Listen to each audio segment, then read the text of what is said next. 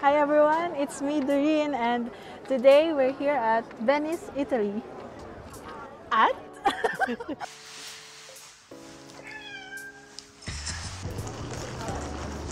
Ngayong araw, pupunta kami sa city center ng Venice para mag-ikot-ikot. Para makapunta doon, kailangan naming sumakay sa water bus. Good for 24 hours na pala itong nabili naming ticket. Kailangan lang iscan bago sumakay. Pero hindi pala pwedeng sundan agad yung nasa pila kasi nag-e-error.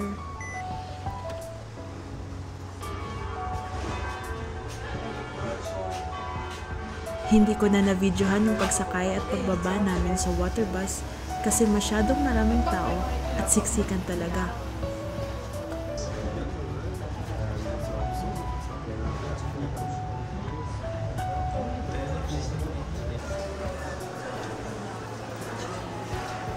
Ang dami nilang eskinita dito at gusto kong makapture lahat sa video. Kung ano-ano na lang pinibidyohan ko. Pati itong matabang orange cat na nakasalubong namin. Napaka-cute.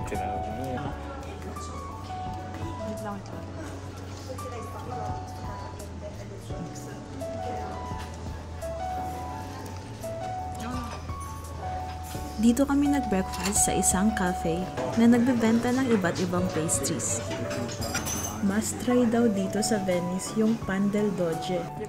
Kaya bumili kami nitong assorted pack na may iba't ibang flavors gaya ng choco chip, pistachio, orange, original, at double chocolate.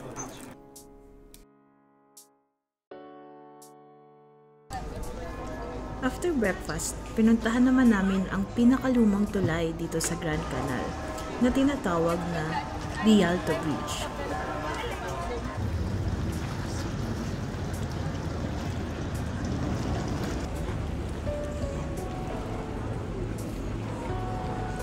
Maraming mga bangka na dumadaan sa ilalim nitong tulay. Habang sa ibabaw naman ay maraming mga shops at stalls na nagbebenta ng kung ano-ano. Merong mga ref magnets, t-shirts, prutas, gulay, at iba pa. Napaka-lively ng buhay dito sa Venice, pero at the same time, parang peaceful rin.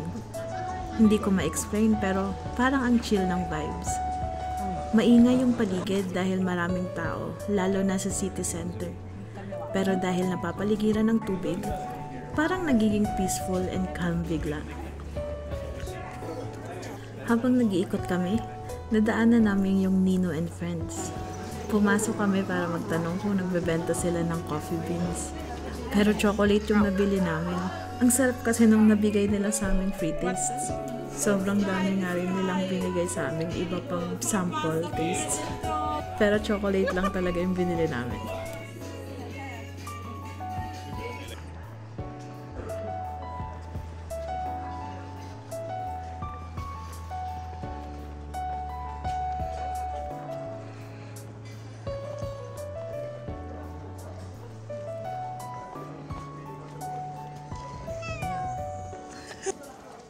Sunod naman naming pinuntahan yung Libreria Acqua Alta. Unique ang interior nito at maraming pusa sa loob. Kaso bawal yung backpacks, kaya ako na lang mag-isa yung pumasok.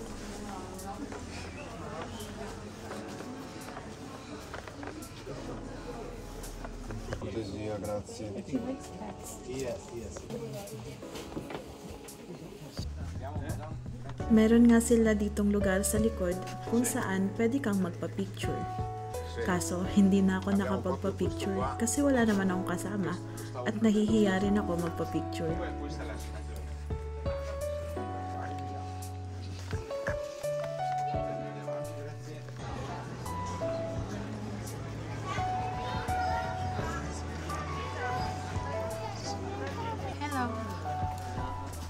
Papunta naman kami ngayon sa Piazza San Marco. Ito ang isa sa mga gusto talagang puntahan ni Jolo dahil nakikita niya lang raw ito dati sa larong Assassin's Creed, isa sa mga paborito niyang video games. Nandito po tayo ngayon sa Piazza de San Marco. Ano po meron dyan, sir?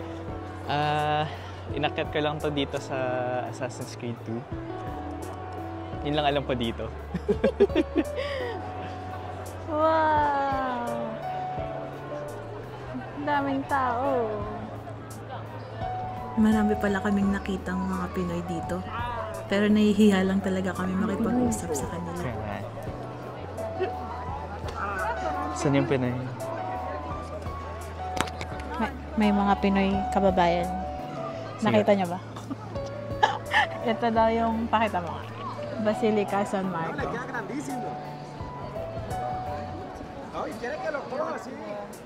Wala talaga akong alam dito.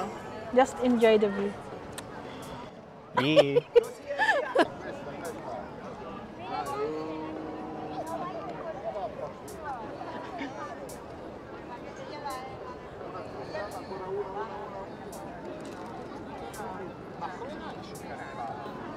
Allora, il carnevale c'è da qualche secolo. Wow, kasama ang baby. Nasa Venice, Italy. Hello, hello. Hello, hello.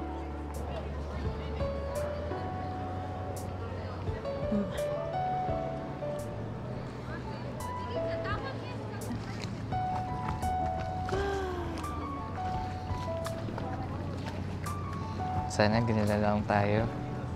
Paanod-anod lang. La la la. Nandito naman tayo ngayon sa Bridge of Sighs. The disrespect.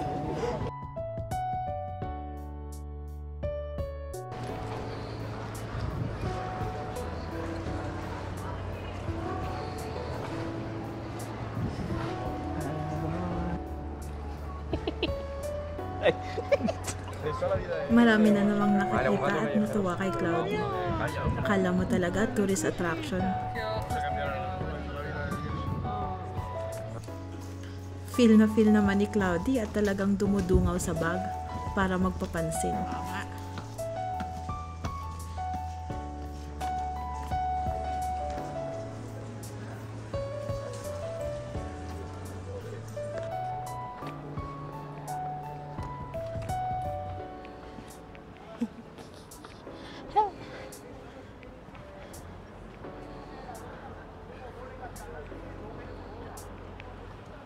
Hello. Akat pa ba ako?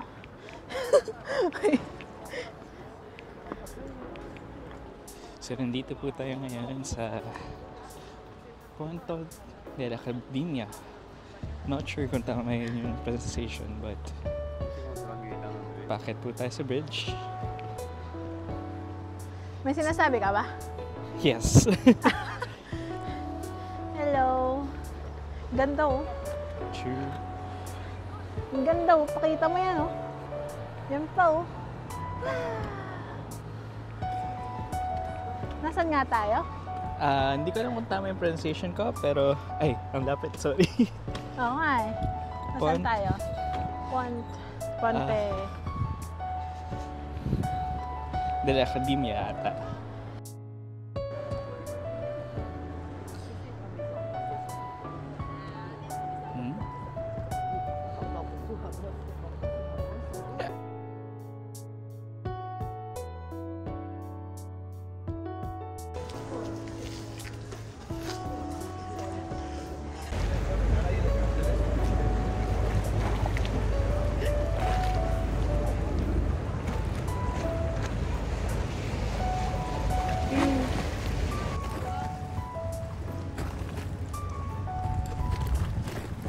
If you're still here and watching, I want to say thank you.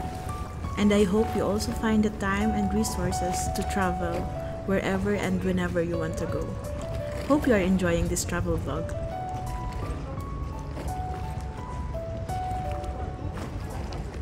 Kumusta naman po yung Venice Day 1, Day 2?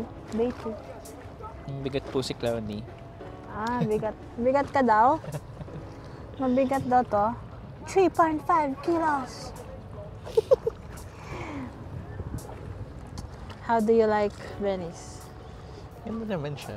Like, very old yung structures, pero medyo may mga modern insides.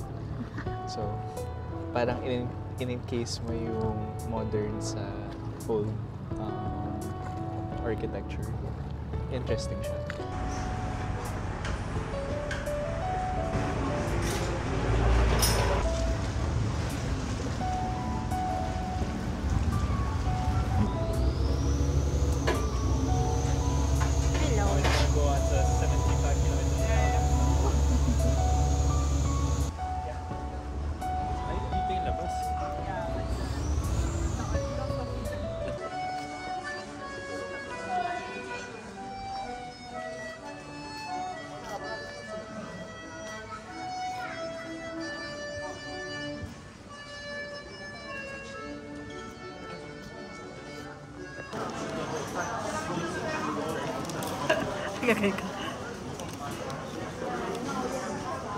Kapag unang kagat, kanya pa lahat.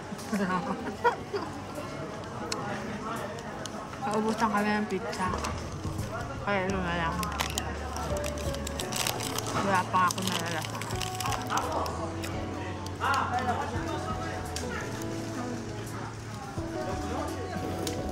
Ang dami ng laman, no? Yummy, yum. Daddy, Bloody, it's time to take a bath. Chaya.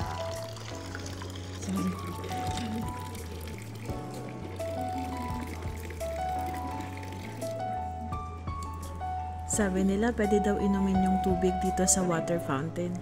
So syempre, kailangan namin subukan.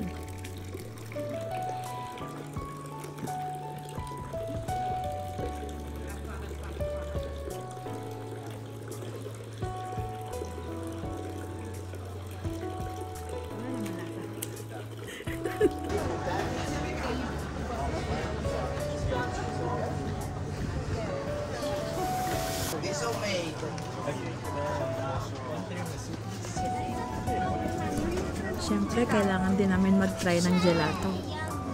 Vanilla for me and tiramisu for John. Nakagat ka.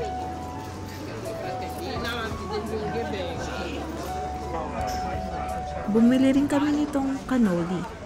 Maliit lang yung binili ko kasi sabi ko gusto ko lang naman tikman. Tapos, pareho lang pala yung presyo.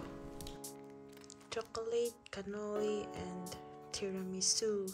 Tiramisu. For dinner, sinubukan naman namin yung mga chiquetti na parang katulad sa tapas ng Spain.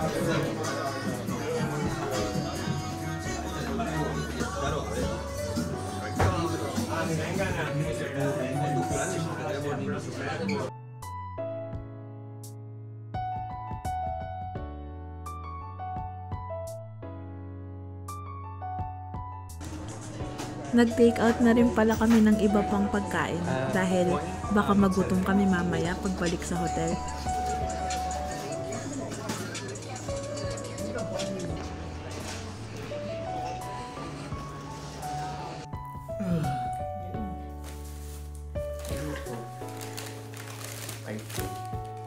Dinner part 2. Nag-take out. Nag-dinner na kami. Kaso naglakad kami. Tapos nagutom. Ganun na pala yun. Oopsie. Mozzarella po ito. Para siyang ano, kariman. Ano daw to? Bread na may mozzarella tapos deep fried. Really? Hindi niyo po ang pinapakain. So, ano lang sa akin. Aatayin ko. Ito yung mas excited ako. Ano po? May iba po nga ma'am. Hindi ko alam. Hindi ko alam. Maalat eh. Parang tuna. Ah! Fish! Oo nga. Fish. Sinabi pa rin niya. Cuttlefish. Codfish ata. Maalat no? Parang tuyo.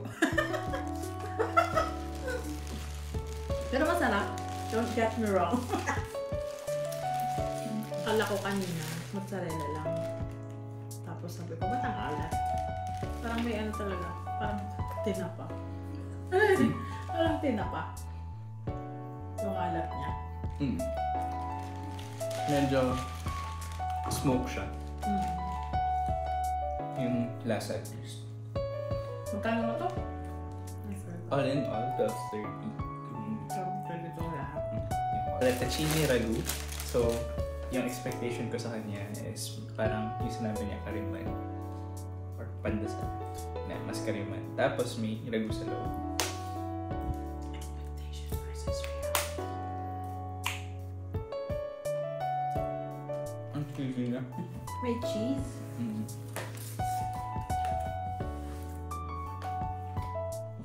Ano ba yung ragu?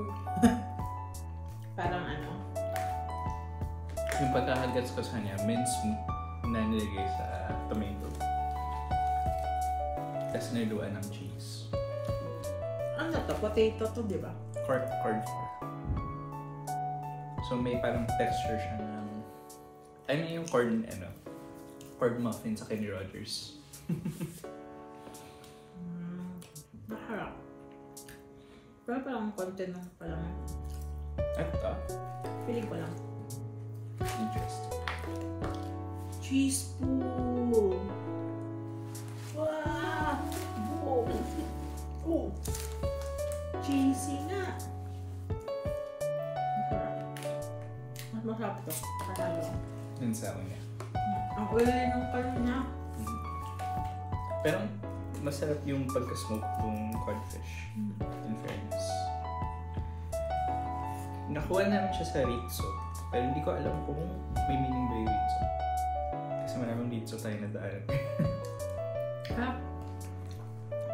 So... Oh, Hindi ako pwede maging food vlogger. Alam mo na. Next time, kain na lang. Ano na ipakita.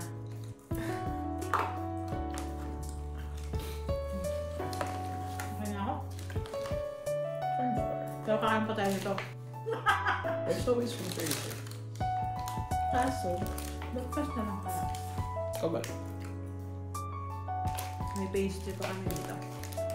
Pagkakali ko na kain. Bukas na lang.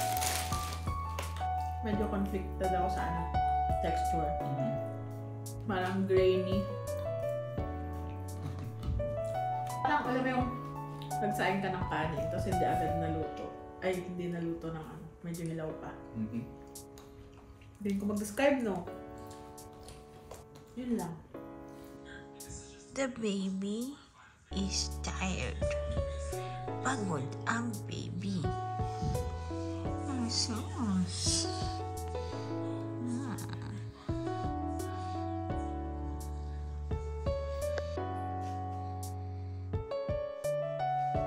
For our last day in Venice, naghanap kami ng isang pet-friendly park na malapit para malabas at mailakad namin si Cloudy. Ito talaga ang hindi mawawala sa mga travels namin kapag kasama ang aming alaga. Dahil syempre, dapat may time rin siya ma-explore yung mga pinupuntahan namin. Cloudy.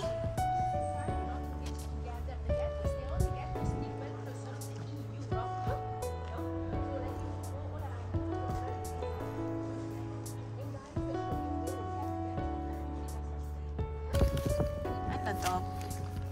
Smoked salmon ciabatta with them. Ciabatta yan. Masarap. Pingin naman. Pingin naman. Ay, ang kalat. Ay, ang sus. Nagsasayang. Wow, sikat ka tayo. Napapaligiran na kami. Daddy. May nahulog kasing itlog si Jolo. Ano? Grabe, pinapaligiran kami ng mga to.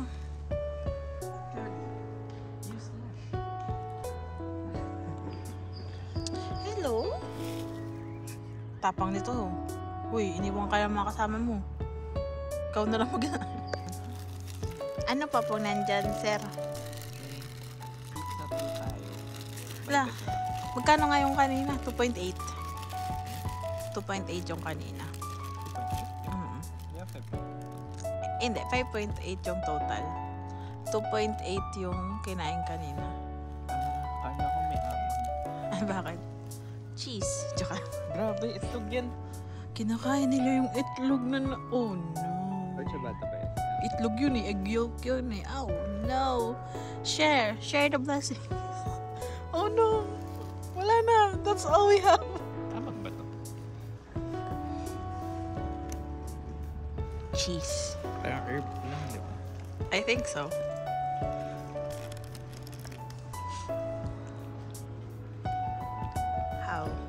How is the taste? Oh no. Oh no. Oh no. Oh no.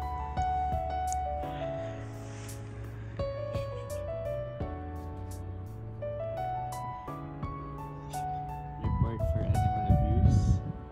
Ito po ang ebidensya.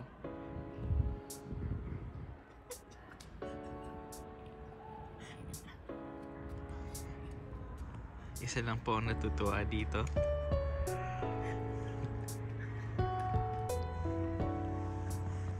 It's definitely not the cat.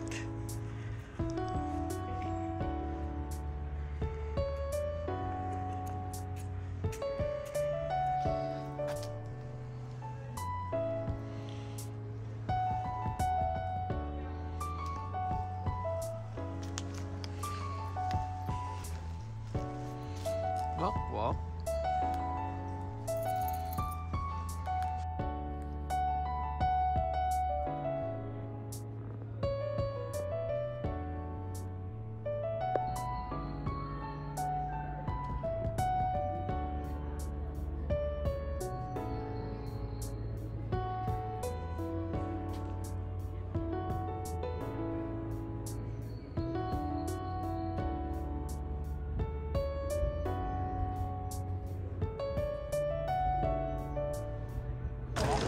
Oras na nga para magpaalam.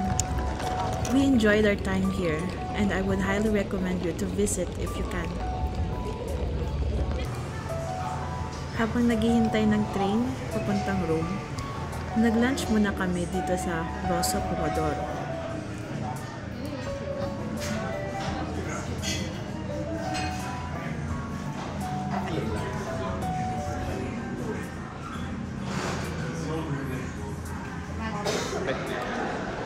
Thank you for watching. Hope to see you again in part 3.